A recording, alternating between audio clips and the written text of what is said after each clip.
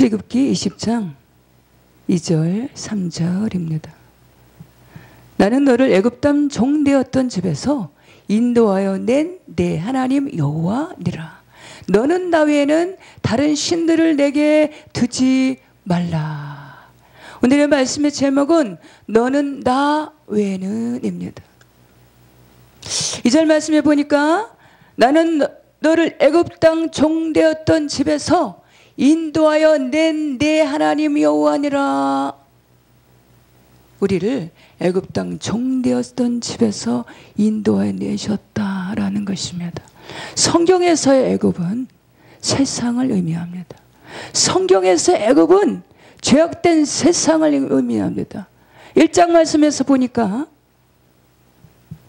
이스라엘 백성들이 애굽에서 430년 동안이나 종살이했던 그 애굽, 그것을 바로의 속박에서 종살이했던 애굽을 의미합니다. 여기서 바로는 세상의 신을 의미합니다. 우리가 하나님 앞에 돌아온 거, 예수 그리스도를 믿는 거, 교회를 다니는 것이 내 뜻 같고 내가 나온 것 같고 내가 선택한 것 같지만 실상은 하나님께서 애굽 땅에서 종되었던 우리를 인도하여 내신 것이다 라는 것입니다. 애굽 땅에서 콜링하셨다라는 것입니다. 하나님께서 부르실 때 두 부류의 종류가 있습니다. 먼저는 친히 부르시는 그런 사람들이 있습니다. 두 번째로는 누구의 전도를 통해서 나오는 그런 대상들이 있습니다. 저 같은 경우는 하나님께서 친히 부르신 그런 케이스입니다. 그래서 제가 한참 동안이나 나는 특별해, 하나님께서 특별하게 나를 은총 가운데 부르셨어 라고 착각을 했었던 그런 시간들이 있었습니다. 요한복음 20장 말씀에 보니까 부활하신 주님을 내 손으로 보고 듣고 만지기 전에는, 내가 그 손에 못자국을 만지기 전에는, 허리에 창자국을 만지기 전에는, 머리에 가시관에 그 자국을 내가 보기 전에는 내가 도무지 부활하신 주님을 내가 믿지 못하겠노라. 이렇게 도마가 이런 이야기를 하고 있습니다. 그때 주님이, 부활하신 주님께서 나타나셔서 내 손에 있는 못자국을 보라, 내 허리에 창자국을 보라, 머리에 가시관 쓰신 자국을 보라 하면서 보여주셨다라는 것입니다. 도마가 부활하신 주님에게 손에 있는 못자국을 보고 그제서야 나의 주 하나님이십니다 라고 믿는 것을 볼 수가 있습니다. 제 성격이 이렇게 쉽게 믿는 성격이 아니다 보니까, 이 도마 같은 성격이다 보니까 주님이 친히 만나주셔서 나를 보고 듣고 만지라 라고 저를 친히 불러주셨고 친히 만나주셨다는 사실을 제가 아주 오래전에 그리고 그렇게 깨닫게 되었습니다. 그래서 너는 나에는 다른 신들을 내게 두지 말라. 그래서 우리가 살아가는 이 세상은 우리 눈에 보이는 보고 듣고 만져지는 육적인 이 육신의 세계와 보이지는 않지만 실존하는 영의 세계가 있습니다. 실존하는 영의 세계 중에 하나님의 역사와 다른 신의 역사가 존재한다라는 사실입니다. 제가 이전에 어느 지인 집에 가게 되었는데 그곳에서 제가 낮잠을 자게 됐습니다. 피곤해서 낮잠을 자고 있는데 무엇인가 저를 향해서 이렇게 강렬한 어떤 빛 같은 것이 쏘이는 것 같은 느낌이 들어서, 근데 불쾌한 느낌이 들어서 눈을 열어서 자다가 눈을 떴습니다. 그랬더니 화장대 위에 있는 여신같이 생긴 어떤 조각이 저를 향해서 쫙 이렇게 쐬는, 어떤 파란빛이 쐬는 그런 아주 불쾌한 빛을, 그것을 본 적이 있습니다. 그래서 경험한 적이 있습니다. 그래서 너 외에는 다른 신들을 내게 두지 말라. 너를 위해서 새긴 우상을 만들지 말고 그것들에게 절하지 말고 그것들을 섬기지 말라. 나중에 한 사실이지만 그거 그 여신에게, 그 조각한 그 여신같이 생기는 우상에게, 그 조각에게 계속해서 그 앞에서 기도했다라는 사실입니다. 어느 기독교 이제 프로그램을 보다가, 방송을 보다가 그곳에 어떤 집사님이 출연을 했습니다. 그 집사님은 예전에 무속인이었다고 했어요. 수많은 시간에 거의 30년 정도 넘게 무속 생활을 하다가 하나님 앞에 특별한 은총 가운데 도로 개종하게 된 그러한 케이스입니다. 그 여집사님이 하는 말이에요. 하나님 앞에 돌아오니까 너무 행복해. 너무너무 살맛이 나. 너무너무 감사해. 난 여기서 죽어도 더 이상 이 세상에 미련이 없습니다. 저는 너무너무 행복합니다 라고 고백을 합니다. 그런데 그 집사님이 하는 말이 뭐냐. 그런데 저는 가끔씩 자기가 섬겼던, 무속 생활하면서 섬겼던 그 신들이 자기에게 와서 괴롭힌다는 거예요. 고통을 준다는 겁니다. 왜 나를 버렸냐? 왜 나를 배신했냐라면서 그 신들이 가끔씩 자기를 너무너무 힘들게 하고 고통스럽게 해서 너무너무 힘들다는 거예요. 그래서 자신을 위해서 중보하여 기도해달라라는 그런 간증을 본 적이 있습니다. 어떤 교회에 또 다른 사례가 있는데, 어떤 권사님입니다. 그분도 아주 오래도록 교회 생활을 했어요. 근데 지금 권사님입니다. 그리고 교회 생활 너무 잘해. 기도 생활도 너무 잘합니다. 예배 생활 철저히 지킵니다. 근데 그분은 예전에 그분도 무속인들을 청하고 점을 치고 그래서 우상을 많이 섬겼던 그런 분입니다.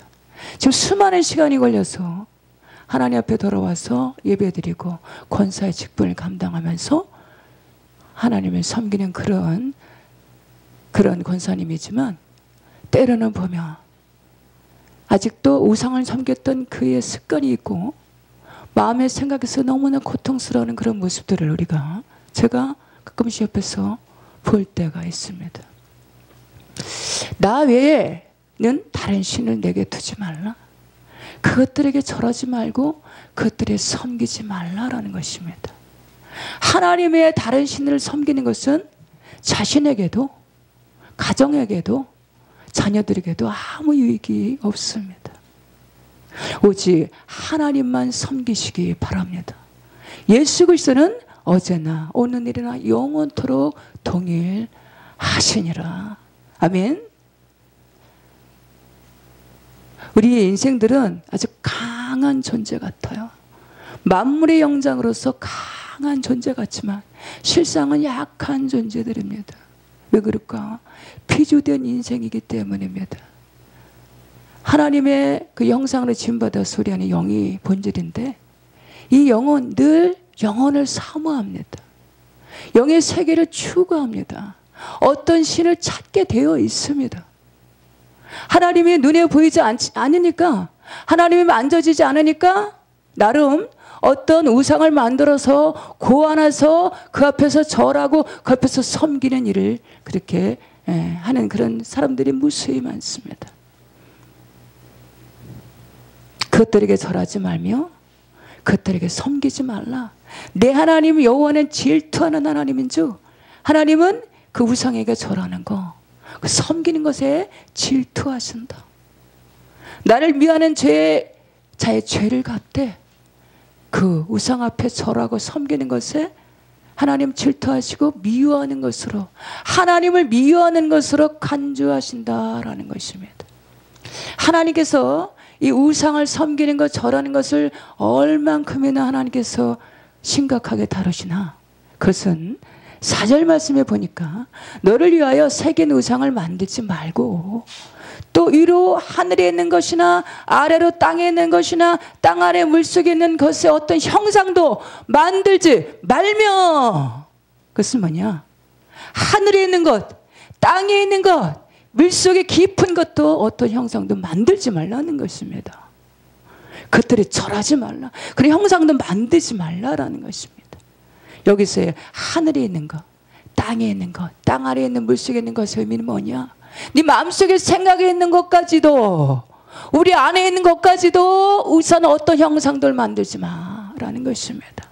우리 안에 있는 형상이 무엇인가? 하나님보다 더 관심 갖는 거, 하나님보다 더 애착 갖는 거, 하나님보다 더 사랑하는 것이, 그것이 하늘에 있는 것이나 땅 아래에 있는 것이나 물속에 있는 것이 어떤 형상이다라는 것입니다. 우리의 안에 있는 어떤 형상이 무엇입니까? 그것이 재물입니까?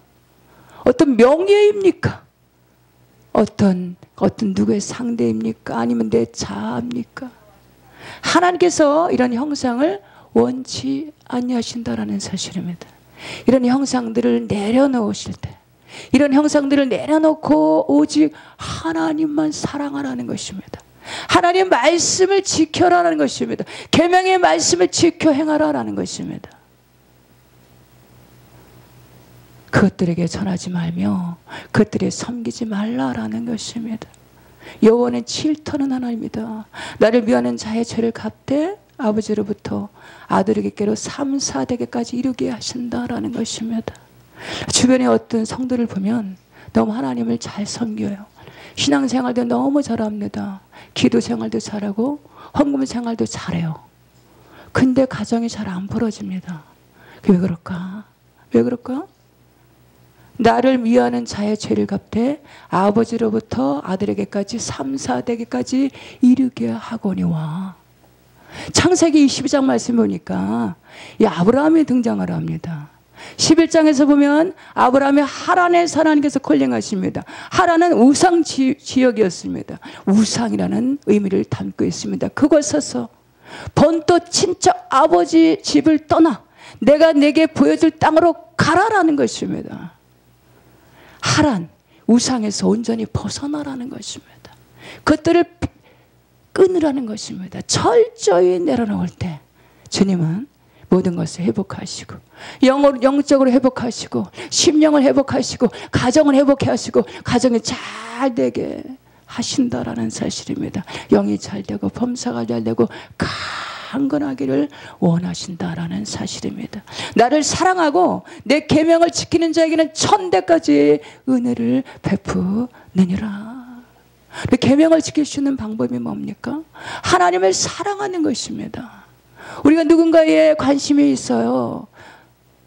누군가에 호감이 있습니다. 그러면 그 상대에서 우리가 귀를 기울이게 되어 있습니다. 그 말을 경청하게 되어 있습니다. 하나님을 사랑한다면 계명을 지킬 수 있다는 것입니다. 하나님을 사랑하고 계명을 지키는 자에게는 1000대까지 은혜를 베푸느니라. 7절 말씀해 보니까 너는 내 하나님 여호와 이름을 망령되게 부르지 말라. 여호와는 그 이름을 망령되게 부르는 자를 죄 없다 하지 아니하리라. 망령되게 부르는 자. 때론 TV에서 보면은 이 기독교회 또 교회가 어떤 중직자들이 좀 실수를 범하거나 어떤 죄악을 범하거나 어떤 크나큰 실수를 범할 때 한참이나 아주 이슈거리가 됩니다. 나라가 아주 이 교회가 지탄거리가 되고 성도들이 지탄거리가 되고 이 목사님들이 지탄거리가 됩니다. 한동안 아주 소란합니다. 이슈거리가 됩니다. 그런데 반대로 다른 신들을 섬기는 자들이 실수를 했다. 그들이 큰 죄를 범해서 그들이 다른 신들이 섬기는 자들이 실수를 범하면 잠시 서론합니다. 그리고 점점 어느 순간에 조용해집니다. 근데 교회가 실수를 범하거나 중직자들이 실수를 범하면 그 영혼은 한참 갑니다. 뭐 교회가 뭐 저래, 목사님들이 뭐 저래 라면서 망령되게 부른다. 치탄을 한다는 것입니다. 왜 그럴까? 너희는 세상의 빛이요 소금이라. 우리가 교회로서, 성도로서, 목사님으로서, 목사로서, 중직자로서 세상에서 빛과 소금의 역할을 감당하지 못할 때 이 세상 다른 신들이, 이 세상 어두움들이 비난하고 조롱한다라는 것입니다. 다른 신들을 섬기는 자들이 왜 조용하게 그들의 사건이 어느 조용하게 아무렇지도 않게 그것이 그렇게 여겨질까? 그렇게 조용하게 우리 교회 지탄거리가 아니라 교회를 향해서 공박하는 것과 전혀 다른 모습으로 나타날까? 그것은 어두움이 어두움을 삼킨다라는 것입니다. 그래서 반응이 없어요. 다른 신들을 섬기는 자들이 실수를 범하고 죄악을 범했을 때는 반응이 그다지 크지가 않습니다. 영향력이 크지가 않습니다. 그러나 이 교회에서 이 목사님들이 실수하거나 성도님들이 실수할 때, 특히 중직자들이 실수할 때 아주 반응은 그 여파가 대단합니다. 너희는 세상의 빛이요 소금이라. 우리 세상의 빛과 소금의 역할을 감당해 나가야 되는 줄 믿습니다. 할렐루야. 13절, 14절, 15절 말씀에 보니까 살인하지 말라, 간음하지 말라, 도둑질하지 말라. 여기서 살인하지 말라, 간음하지 말라, 도둑질하지 말라라는 의미는 어떤 액션을 취하는, 어떤 행동을 취하는, 외적으로 나타나는 행동하는 그런 의미가 아니고 우리 마음속에, 생각 속에 있는 거, 영적인 것을 다루는 것입니다. 살인하지 말고, 간음하지 말고, 도둑질하지 말라라는 것입니다. 이런 현상들은 우리가 인간의 본연의 모습으로 행할 때, 은혜가 떨어져서 은혜가 바닥에 날 때, 기도를 계속해서 쉴 때 이런 현상이 나타난다라는 사실입니다. 영적인 싸움에서 승리하시기 바랍니다. 영적인 싸움에서 돌파하시기 바랍니다. 영적인 싸움에서 승리할 수 있는 비결은 뭐냐? 이는 힘으로나 누구나 되지 않냐고, 오직 나의 신으로 되느니라. 성령 충만할 때 영적인 싸움에서 승리할 수 있다라는 사실입니다. 내가 겸손하니 너희도 겸손하고, 내가 거룩하니 너희도 거룩하고, 내가 온전하니 너희도 온전하라. 주님의 마음을 품을 때 영적인 돌파, 영적인 승리가 주어진다라는 사실입니다. 상대를 용서할 때 영적인 승리가 주어진다라는 사실입니다. 우리 영적인 승리로 나갈 때 전리품이 있습니다. 어떤 전리품일까? 기도의 응답의 전리품이 있습니다. 성령 충만함의 전리품이 있습니다. 믿음과 신앙이 한 단계 더 성장하는 전리품이 주어집니다. 할렐루야. 20절 말씀해 보니까 모세가 백성에게 이르되 두려워하지 말라. 하나님이 임하심은 너희를 시험하고 너희를 경외하여 범죄하지 않게 하려 하심이라. 우리 성경에 보면은, 이스라엘 역사에 보면은, 구약은 이스라엘 역사를 다루고 있습니다. 구약의 말씀에 보면은 그 나라의 왕이 하나님을 경외하는 자가 세워질 때 그 나라가 평온합니다. 하나님을 경외하는 나라가 되어질 때 그 여파로 인해서 한 사람이 한 왕으로 말미암아 그 임금이 하나님을 잘 섬기므로 말미암아 그 온 나라가 하나님을 경외하는 나라가 됩니다. 그리고 때로는 이런저런 이방 나라가 침입해 왔을 때도 반드시 영적 이 전쟁에서 승리케 합니다. 그리고 어느 순간에 태평성대를 누리게 하는 것을 볼 수가 있습니다.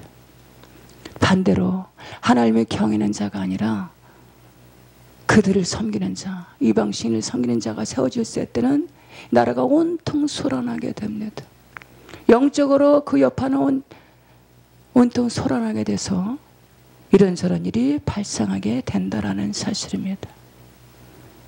너희를 시험하고 너희를 경외하여 범죄하지 않게 하려 하심이니라. 우리가 범죄하지 않기 위해서는 하나님을 경외하는 것입니다.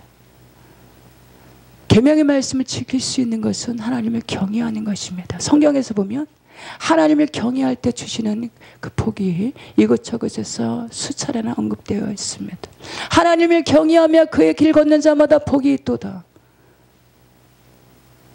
하나님을 경외하며 겸손히 행할 때 존귀와 생명과 재물이니라. 마지막으로는 24절에 보니까 내게 토단을 쌓고 그 위에 내 양과 소로 내 번제와 화목제를 드리라. 내가 내 이름을 기념하는 모든 곳에서 내게 임하여 복을 주리라.